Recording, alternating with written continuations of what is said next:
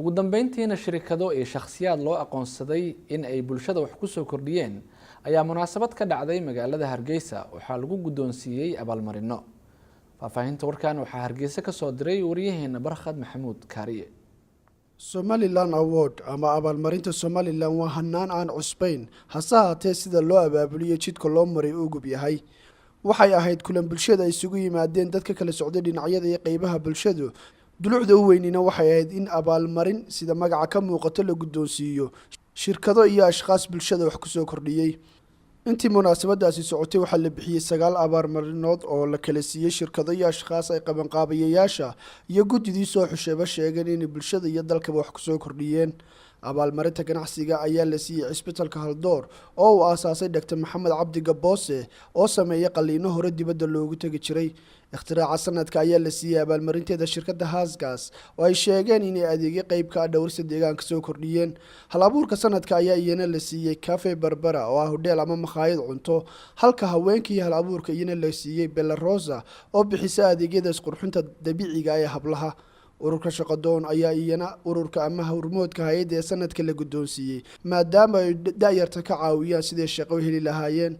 sidoo kale shirkadda beedka ama ukunta ee Maandeeq oo wax soo saarka ku mutaysatay ayaa la guddoonsiiyay, halka da'yarta ama dhalinyarada sanadka abaalmarintiisa la siiyay Xasan Cali Daawud oo hal abuuray adeegga bangiga dhiigga si looga hortago umul aroor ay hooyadu dhimato dhiig la'aan.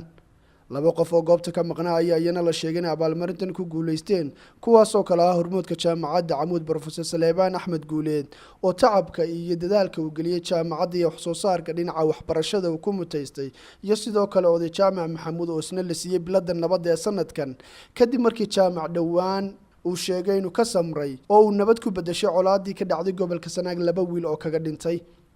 haddaba maxay sababta abaalmarinahan looga dan lahaa? waa tan Hibaaq Laari oo kamid ah ururka Inspire oo soo qaban qaabiyay.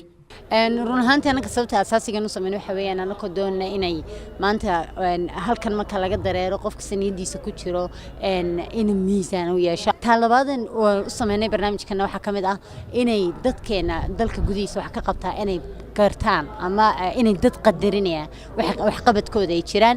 geesta kala guuleystayaashii ayaa weydiiyay dareenkooda.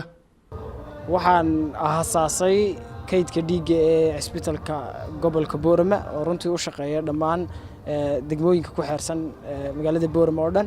waxaan u arkaa inay tahay mid aan aniga keligay gaar ugu ahayn ee gaar u tahay dhammaan qof kasta oo caafimaadka ku jira.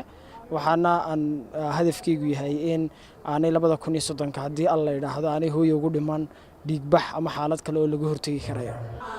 magacaygu waa Axmed Cumar Maxamed waxaan matalayay waan ka socdaa hay'adda shaqadoon. runtii aad baan ugu faraxsanahay inaan qayb ka noqono tartamayaasha sanadka iyadoo waliba la isku qiimeynayay cid walba wax qabadkeeda. waxaan isleeyahay marka lagugu qiimeeyo wixii aad qabanaysid bulshada ku soo kordhinayso lagu raahdo wax wanaagsan baad qabatay, runtii adigana dhiirigelin bay ku tahay. Barkhad Maxamuud Kaariye, qubanaha VOA, Hargeysa.